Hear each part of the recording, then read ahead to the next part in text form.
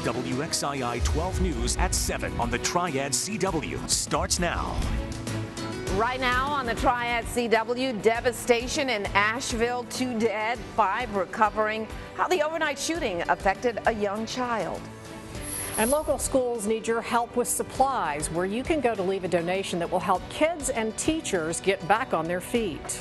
Also this morning, after several murders in High Point, one group is speaking out the message it has for the community.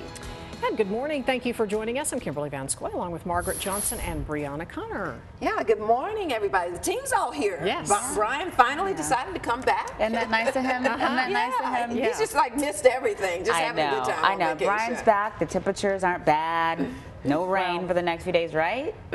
Sure. Apparently Brianna did weather in my absence. I sure did. I'm every woman.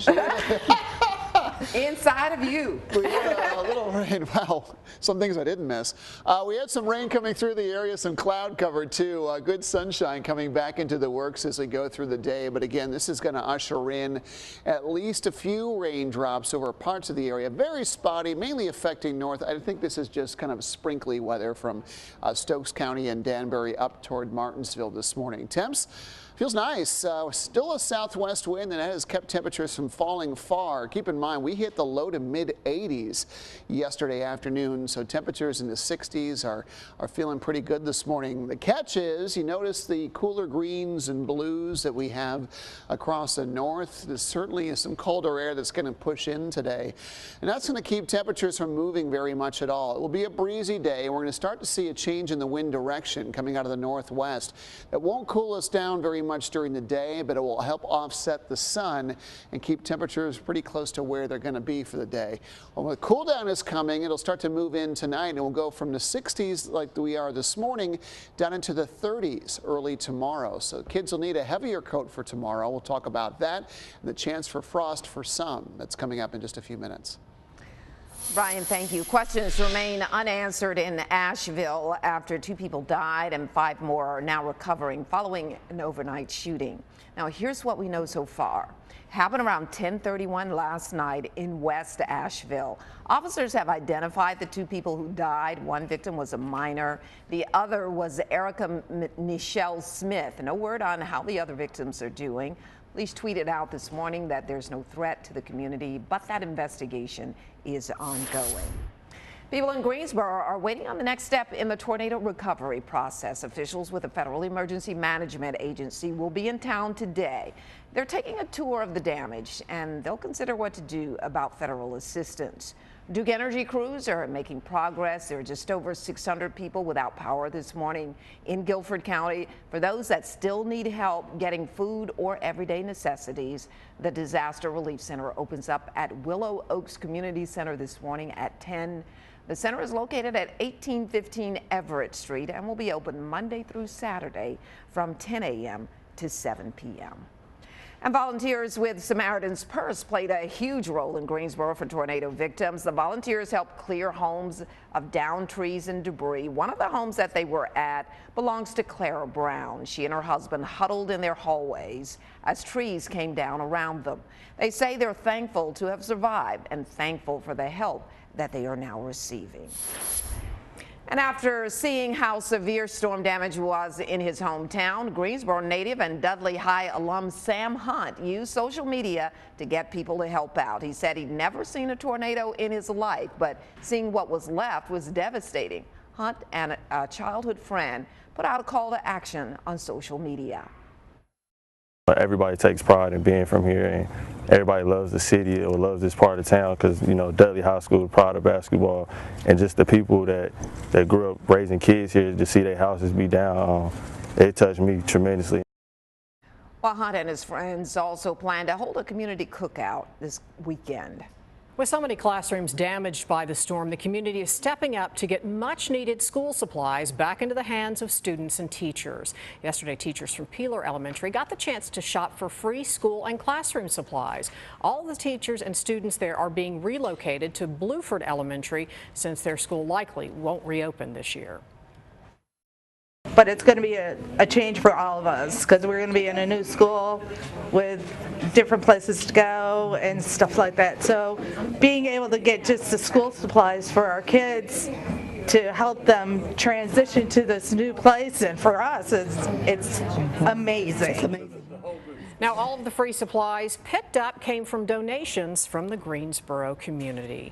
And if you would like to donate school supplies, you can take them to the International Civil Rights Center and Museum. The museum kicked off a school supply collection drive yesterday. You can drop off those donations from 11 a.m. until 5 p.m. through next Wednesday. And just a reminder that the museum is closed on Sunday. And there is also a relief fund set up for Guilford County schools. You can donate on the Community Foundation of Greater Greensboro's website. Just click on the Donate to Tornado Relief button. Any funds you donate will support the school system and others impacted by that storm. So glad to have you back. Thank you. Thank you. Missed all the mayhem too. I was literally out of town for like 2 days, Sunday and Monday. Yeah. So it was fell out. unbelievable too, and it was a pretty historical tornado. All tornadoes. That's what you were saying. Yeah, the actual rotation was. I mean, very clear on radar for about an hour before it even dropped the tornado. Wow. So, I mean, Davidson County and even southern Guilford County were at risk from seeing a tornado drop before it actually did. And once it did, it stayed in the ground for a very long time. In fact, only one other time in the Triad and western part of the state have we seen a tornado on the ground longer. That was back in March 30th, 1960. A tornado touched down in Yadkin, Surrey, Stokes, and Rockingham counties. EF1 storm, it wasn't very wide, only 50 yards wide, but it was on the ground for 56 miles. The storm we had Sunday in Guilford and Rockingham counties, 33-mile-long path. That's the second longest ever recorded in our area. And it should also be said that storm lifted and then dropped another tornado near Danville, and that one was on the ground for about 12 miles. So the National Weather Service and their survey team still looking at things. They've obviously adjusted the damage to EF2 in Rockingham County yesterday. And in case you're wondering, eastern part of the state back in November of '92, this one touched down early in the morning, 2:10 a.m. and EF3 storm was on the ground for 160 miles. Unbelievably, at that early hour, there were no fatalities from that storm, tracking through Harnett, Johnston, Wilson, and Edgecombe counties. So we are still dealing with winds. They won't be as strong today, but strong enough to prompt an advisory for the mountains. Carroll, Grayson counties, as well as Ashe, Allegheny, and Watauga counties in the mountains are under a wind advisory until 6 o'clock tomorrow. We've seen gusts up to about 40 miles per hour so far in some spots, but recently they have been a little bit lighter. We'll continue to bring in that cold front. It's dropping a little bit of rain across the border counties this morning.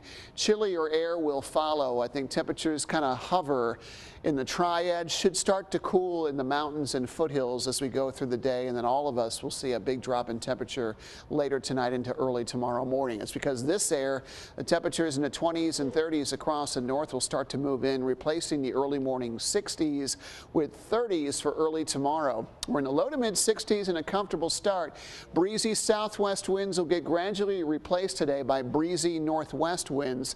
Temperatures holding in the low to mid 60s for much of today, then cooling down into the 50s later this afternoon and then dropping rapidly tonight.